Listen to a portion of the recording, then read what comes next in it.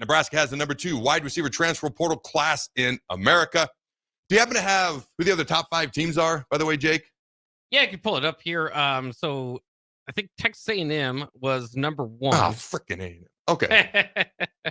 Oil money. Go ahead. Which, by the way, they did have Jonah Wilson as well. Remember Jonah Wilson? That's right. At one time thought to be a Nebraska Okay, go ahead. deal, but they had a scholarship for him. Okay. Nebraska is at number 2. Technicalities, I guess. Yeah, that's a pretty good argument. LSU's at number 3. Okay. Auburn's number 4, and Ole Miss is number 5. So Nebraska's surrounded by a bunch of SEC schools. Them Southern Bells won't get away from us. All right. Dane Key, Isaiah Hunter, Hardly Gilmore. We've talked about them plenty of times. Okay, but real quick. Dane Key, 6'2", 189, 4-star coming out of high school, 4-star entering the transfer portal. Isaiah Hunter, who led Cal in 3 different receiving categories. All right, with a 4-star out of high school, 4-star going into the portal. It doesn't always match, just FYI. Hardly Gilmore, 4-star coming out of high school, 3-star going into the portal, but he was 17 and he was hurt most of last year. So, of course, he's not going to be rated the same. Now, I will tell you this. Some of the things that excite me about these guys is these guys can win one-on-one matchups. They've got good size at 6'2", around 190. All right, especially when you look at Key and Hunter. Gilmore's about 165, or at least that's what he's listed. He's a freshman.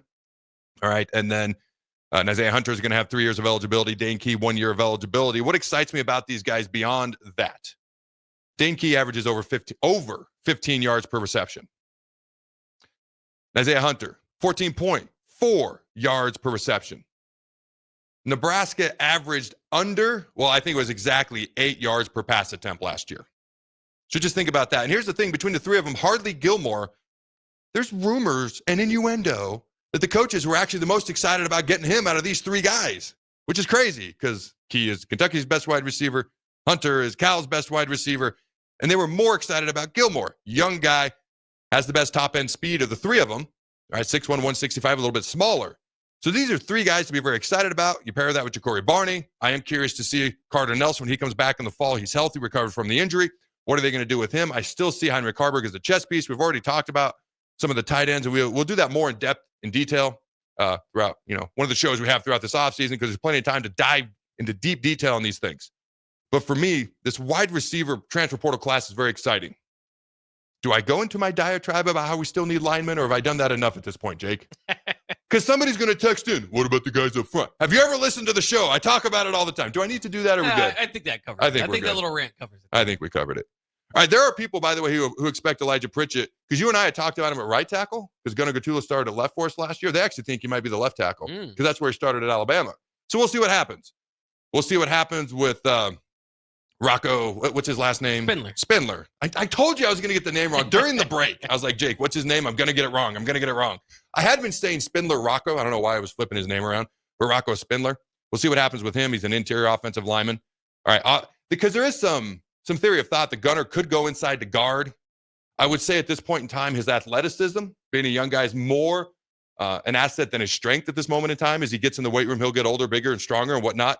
So that would suit more to offensive tackle. But he's one of our 5 best offensive linemen, in my opinion, at least right here, right now. So for me, you got to find a way to get him on the field. So if we bring in another portal tackle, maybe Gunnar goes to guard. But if you bring in a guard like Rocco Spindler, got it right, then you keep Gunnar with his athleticism out to tackle. Maybe he moves to right if Elijah Pritchett goes to left tackle.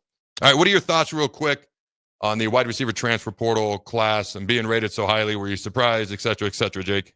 No, not surprised. I mean, that's where Nebraska had their success, right? I mean, it's, like you said, there are other parts of the portal that maybe people would like you to grab for your team. But this is a proven group coming in. Now, my interest is, you kind of had this last year with Banks and Nayor, Nayor to a lesser degree. But, can you get more out of this than what you did last year's class? I feel like these guys are positioned a little bit better to do so. But I mean, I think that's the challenge. So I guess that's the one thing that I'm a little bit hesitant on. Of course, you got Coach Shorts coming in, Holgerson coming in. So it should be a different look. So this thing it's kind of twofold here. Paired with the coaching changes makes me a lot more excited than just the additions.